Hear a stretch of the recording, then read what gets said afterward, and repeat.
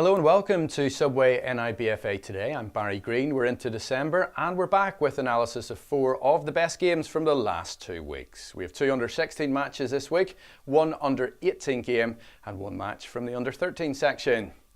Now today we'll be joined by former Glentoran midfielder Andy Matheson, now coach at Glenavon. Andy will be providing his expertise on the NIBFA action from the past fortnight. We'll also have our Goal of the Month competition for November, so stay tuned for 3 excellent goals that made our shortlist. First up, we head to Seaview. The match features Belfast Big 2, Linfield and Glentoran in the Under-18 National League. It turned out to be a straightforward win in the end for Glentoran. On commentary, Mark Wesley. The 3G pitch at Seaview is getting plenty of use as winter closes in, and tonight it plays host to Under-18's Linfield and their East Belfast rivals Glentoran. The Glens getting us underway and attacking the goal to our right.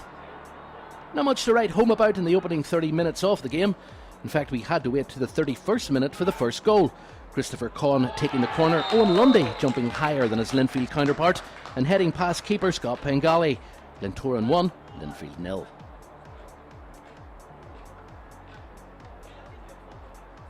The second goal was a combination of skill and accuracy. From a throw-in, it was another assist from the right foot of Christopher Conn and a glancing header from Paul O'Neill, giving the Blues keeper no chance. It was becoming apparent that Brian McCarroll's Linfield side had no answer.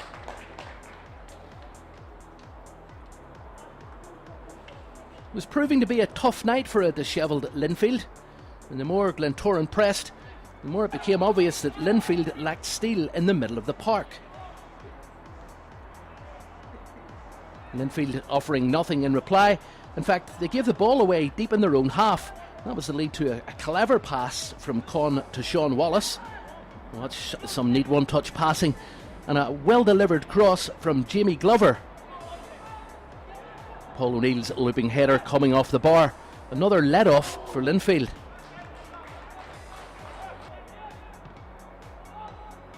And one of Linfield's brief ventures into the Glentoran 18-yard box was some great defending from number 6, Jack Henderson. It was going to set up a Glentoran counter-attack. And with the Glens streaming forward, some audacious footwork from Sean Wallace, Barry Bagley was to set up Jamie Glover. Glover managing to steer the ball into the side netting. It could have been lights out for the Blues. As the game continued, all the attacking was coming from Glentoran. Another chance for Bagley. He pulled a shot and the ball skewed harmlessly wide. The Glens did get a third goal as Bagley and Jimmy Gregg linked up. And Gregg's left foot sending the ball into the bottom corner. Nothing despairing keeper Scott Penningley could do, again left vulnerable by a defective Linfield defence. The game finishing, Glentoran 3, Linfield 0. I'm delighted to say I've been joined by a man who made 288 Irish League appearances for Glentoran. He won numerous honours with the club. Andy Matheson, thanks for joining us today. Thank you, Barry. Thanks for inviting me along. No problem. Andy, you're here to provide your expertise today. You hung up the boots quite a few years ago. You then went into coaching at Ridgeway. You're now with Glenavon. Tell us about that. Yeah, I'm down at Glenavon the last 2 or 3 seasons with Mark Ferguson, who helped me at Ridgeway. We oversee the 20s and the development of the 18s and the 16s. And down at Mourneview, Gary, he certainly has some definite ideas, doesn't he? He wants those to filter right from the first team right the way down. Yeah, he does. He's got a lot of trust in me and Mark. We try and push the best kids forward as quick as possible to try and get them into the first team as quick as possible. And over the last couple of seasons, it's worked very well. Yeah, a young lad this week made his first team debut, didn't he? Yeah, young Connor Byrne, the goalkeeper, last Monday night there, played against Portadown, done very, very well. A 14-year-old playing Irish League football, would it have happened when you were playing? I'm not sure what happened when I played. Maybe being a goalkeeper is a bit different. Yeah. You know, he's a big lad for his age and a decent kid. Well, we'll see Connor later in today's programme, but looking at the 3-0 win for your old side Glentoran against Linfield, that certainly has set down a marker, hasn't it? Yeah, some terrific football, some technical good players in the Glentoran team, and hopefully they can kick on. Yeah, in particular, you and I picked out of our young Christopher Conn. His deliveries on the day were fantastic, weren't they? Yeah, 2 great balls into the box for the goals. I've seen young Christopher playing in the 20s football against ourselves. and technically he's very, very good, and hopefully he'll have a bright future, should it be at Glentoran or somewhere across the water. Thanks very much, Andy. It was a great 3 points against their big rivals, and Linfield, well, they shouldn't be too despondent. Now, moving on to game 2. This time it's an under-16 match where Linfield were out to keep up their magnificent early season form. They took on a strong Glenavon side. Let's see how they got on. Linfield were out to maintain their 100% league record when they took on Glenavon at Allen Park in Antrim in the Under-16 National League. And the Blues were quickly into their stride, with Carson Elliott almost playing in Lee Ray, but for Conor Byrne, who was quickly off his line. The Blues were at it again in the 8th minute, Aaron Brown this time teeing up Lee Ray, who saw his shot blocked, and Glenavon cleared to safety as the match remained 0-0. Glenavon then fashioned a chance of their own. Joel Bassett playing the cross in for Oisin Barr, who volleyed this effort over the crossbar.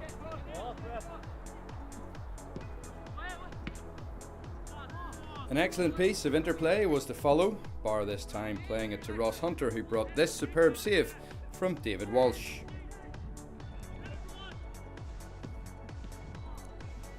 Linfield then nearly went in front when Glenavon couldn't clear their lines. Carson Elliott rattled the post with another warning shot. Carl Johnson steered the follow-up over the target. The Belfast side then hit the post for a second time. Again, Glenavon struggled to clear. Johnson's volley went agonisingly close.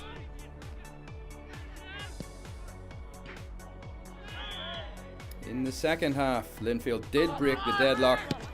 Johnson cut his pass back to Carson Elliott, who was afforded too much wriggle room.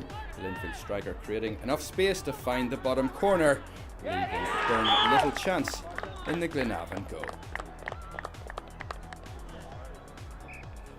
The Lurgan boys pushed forward and Shane Adamson clipped the bar before the Blues almost went 2 up.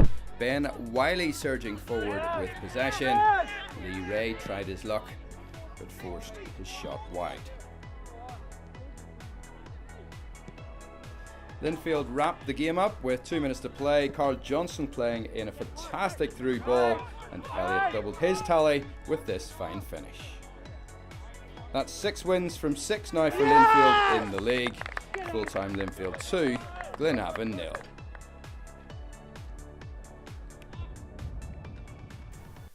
So Andy, Carson Elliott with both Linfield goals. He also hit the post. As a coach, I'm sure you couldn't help but be impressed by his performance. Yeah, very impressed by young Carson. I've also seen him a few times, and every time I see him, he keeps improving and improving. Which particular elements of his forward play did you like? Well, being forward, he scored 2 good goals. Maybe could have had a few more. Maybe a bit of slack defending for one of ours from. It was the first goal, yeah. The first goal, yeah. Maybe when Carson turned, we should have got a tackle in and blocked that. But saying good forward play from Linfield side of it. And young Conor Byrne then, he was unsighted on the first goal. It looked that way, didn't it? Yeah, he seemed when he turned him, he put it in the near corner. Conor was probably thinking he was going to go to the far corner with it. Yeah. Glenavon unlucky as they came up against, what was a good Blues outfit, and it's 18 points from a possible 18 for Linfield. It's a great start for winning games. Yeah, as you said, they're a strong team. There's a lot of club NI players, and you can see the way they've been coached. But we've also got a good under-16s as well. For Linfield, I think they had over 10 players, maybe 11 players away in the club NI setup. How frustrating is that as a domestic team coach whenever you can't get your team out on the pitch on a Saturday for quite a number of weeks? It can probably work 2 ways, because you're always looking at your players to push into club NI to get international recognition. But when you get 11 or 10 into it, it's hard on your team, Yeah. But what do you do then? Do you keep them all, or do you push them on to different clubs? Yeah. To try and keep the other boys happy to play games every week. But I'm sure they've had a lot of weeks without games. Yeah, that's the double-edged sword. The more successful you are, obviously, the potential for that to happen, obviously. Yeah, it does. And say, as a coach, you probably want your players to aim to the highest level they can get to. Yeah. And over here, Club NI at the minute is probably the highest level we can get to. Brilliant, Andy. Thank you. Well, now it's time for our Goal of the Month competition for November. Andy will select the winner from our short list of 3. First up, it's Goal A, which has got 4.5 million hits on social media, scored by Glentoran's Benji McGee against St Oliver Plunkett.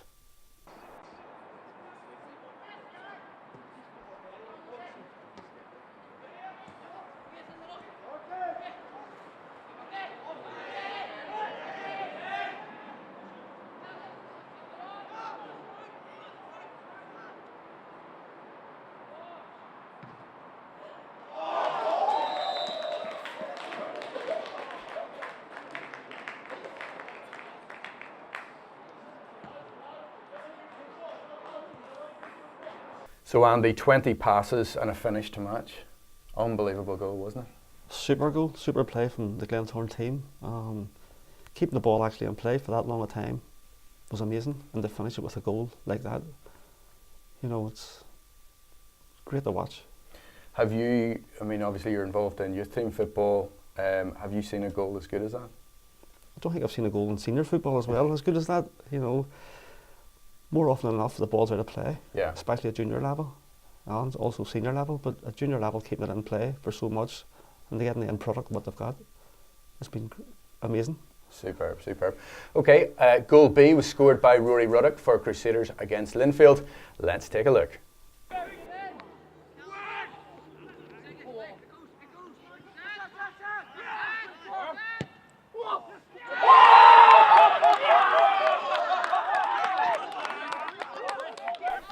And a superb technique from young Rory Ruddock. What did you like about that goal? Yeah, it was a great strike by young Rory. Instinct was a great thing there. He's a terrific finish. Yeah. What's also impressed me too was the Crusaders boy ducking out of the way. His head would have been nearly off probably if he had hit that, but yeah, great strike.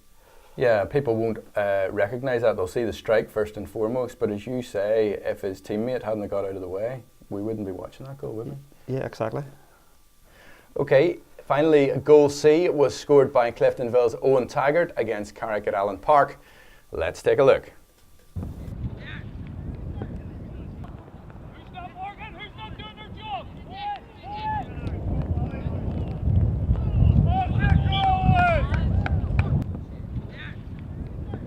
All right, Andy, Owen Taggart seems as if he likes the left foot, and he certainly knows where the top corner is. Yeah, another terrific strike from Owen Taggart. You see him lifting his head up there, having a look where the keeper was and drilling one in the top corner. Great finish. Yeah, sensational. Now you've seen Goal A, Goal B, Goal C. Which one have you opted for as November's Goal of the Month? Yeah, it was a hard choice to make, but obviously being an ex-Ridgeway player, Benji McGee, being an ex-Ridgeway coach and Glentoran player, I have to go for Benji's Goal A. Albeit that it was some strike, you know. It was a great finish, a great move. Yeah. On another month, potentially the Cruise goal might have been Goal of the Month. Yeah, I'd say he'd be up there too for goal of the season as well. Yeah, running close. But you never really see 20 passes finished off by two 15-year-olds and a goal that would have graced any game. Exactly, yeah, 100% right. Okay, Andy, thank you very much. So congratulations to Benji for that wonderful goal against Plunkett. We'll be out to present you with your award at some point this week. Next up in Antrim was Cliftonville's clash with Carrick Rangers. The Reds went into the game as favourites to take the points. On commentary for us, Mark Wesley. Today's game comes from Allen Park, Antrim. It's Cliftonville versus Carrick Rangers from the Under-16s National League. Cliftonville in red attacking the goal to our right. The opening 10 minutes of the game were mainly dominated by Cliftonville. There was this skirmish that was the lead to the first effort and goal. Number 9 Colin O'Pong setting up Breen Carson, whose tame header easily captured by keeper Aaron McFarlane. The first real opportunity came around the 16th minute mark. A cross from the left found the head of Peter McKernan. The Carrick keeper relieved to see the ball clearing the bar. Cliftonville continued to press. Another shot that never really threatened McFarlane, the keeper easily holding onto the ball. The opening goal came around the 35th minute. A dinking run from number 4 Dylan Snodden and a clever pass finding Colin O'Pong. O'Pong stepping inside to beat number 7 Harry Quarry before slotting the ball home. Cliftonville good value for their 1-0 lead.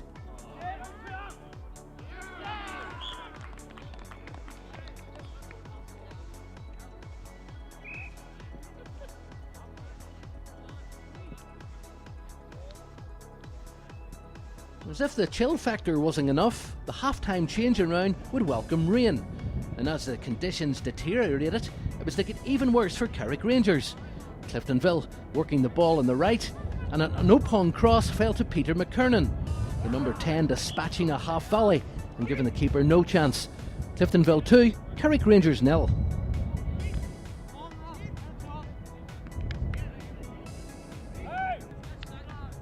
No let up in the pressure from Cliftonville, and their number 11 Owen Taggart was to pull one right out of the top drawer, unleashing the shot from 30 yards. His wonderful effort looping over the keeper and nestling in the back of the net. Cliftonville well and truly in the driving seat.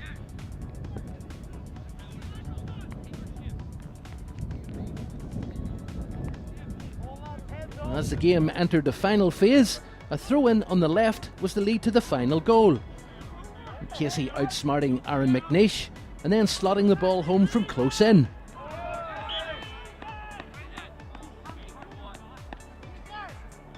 Carrick Rangers did have an effort on goal in the final stages of the game, their substitute Josh Clark providing a pass that the Cliftonville defence were making a bit of a hash of. The ball eventually falling to Ben Monaghan. His effort though easily dealt with by the Cliftonville goalkeeper. The game finishing Cliftonville 4, Carrick Rangers 0. Well, after the game, Paddy McLaughlin, the Reds manager, told me that Colin Opong was a recent recruit. In fact, I don't think he's been here that long. Andy, he had a great game up front, didn't he? Yeah, he done very, very well. Only in the Cliftonville team. Scored a good goal, some good feet, some good touches. Yeah, and he's a strong big guy. He's physically imposing, so he's got the potential to go far. Yeah, he's the potential to go far as a forward. Everybody looks at it, and a forward player need a big target man who can play and who can score goals. Yeah. Once you get that, it's half the battle. Yeah, Carrick Rangers, it was a tough defeat for them, but as a coach, what do you say to the young guys after a match like that? Well, basically at this age, you know, at most age groups at Glenavon, we don't, first and foremost, we don't care about winning. We want the boys to do the right things, and if we do the right things, we progress further along into the 18s and 20s and into the first team, and that's the only team really who we want to win, is the first team players. Some people will find that a bit hard to take on board. You know, they'll be out to win at all costs, but that really is the academy mentality, not only at Glenavon, but right throughout the NIBFA structure, isn't it? Yeah, well, it should be. You know, I mean, there should be no pressure on kids going out to play football in the NIBFA league. You know, they have to go out and enjoy it and express themselves and do things right, what coaches are telling them, and then as they progress into first team football, that's the team that you should be cared about winning. Thanks very much, Andy. Cliftonville sit second in the under-16 table after that 4-0 win. 3 points behind Linfield, although the Blues do have a game in hand. Now, our final match features two sides who had made similar starts to the league season. Rosario and Bangor were in the bottom half of the under-13 standings. On commentary this time, Johnny Martin. Rosario and Bangor under-13s locked horns at Seaview in a National League fixture. Bangor kicked off in the blue and yellow, and Rosario wearing the blue and navy.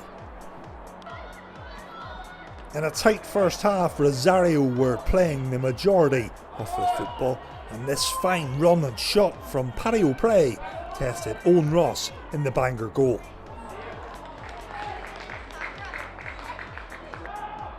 The Belfast side came forward yet again, and this finely weighted through ball from Ben Christie almost set up an opportunity for Cian Duffy, but Sam Miller got on the end of it to guide it back to his keeper. The Seasiders powered forward through Jake Murphy. He passed to Kamani Coran, but his pass forward was just too heavy on this occasion. Into the second half now with the game scoreless, and Rosario played a long ball forward, but Owen Ross held the ball firmly under pressure for Bangor.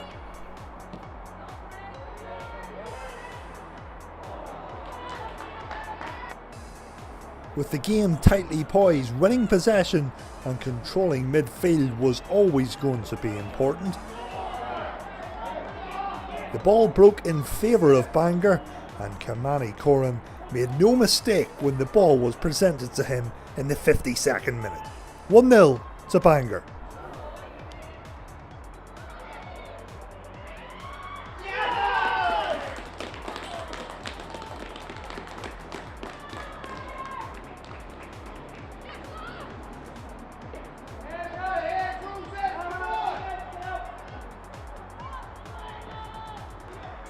Rosario, trailing 1-0, kept fighting for the equaliser, and after this fine passing move, the ball was teed up perfectly for Cian Davis, but he couldn't keep his shot down. At full time it finished, Rosario 0, Bangor 1. Andy, a tight match that one, but when the chance came Bangor's way through Corrin, they took it, didn't they? Yeah, a bit of a mishap with the keeper. I think he was caught in two minds where the passer just cleared. And fair play to the young forward from Bangor. Got on top of him right and quick. Yeah, clinical in the end. There was a great free-flowing move near the end for Rosario. It was just a pity there was no end product to follow, wasn't it? Yeah, it was a nice move at the end, and maybe on another day the boy would have finished it. He just got leaning back too much and put it over the bar.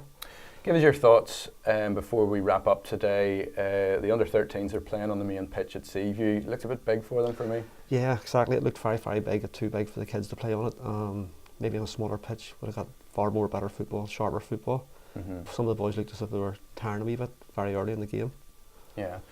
Thanks, Andy, for joining us today. Hope you enjoyed it. Thanks very much, Barry. Appreciate it. All the best with Glenavon for the rest of the season. Thank you. Thank you.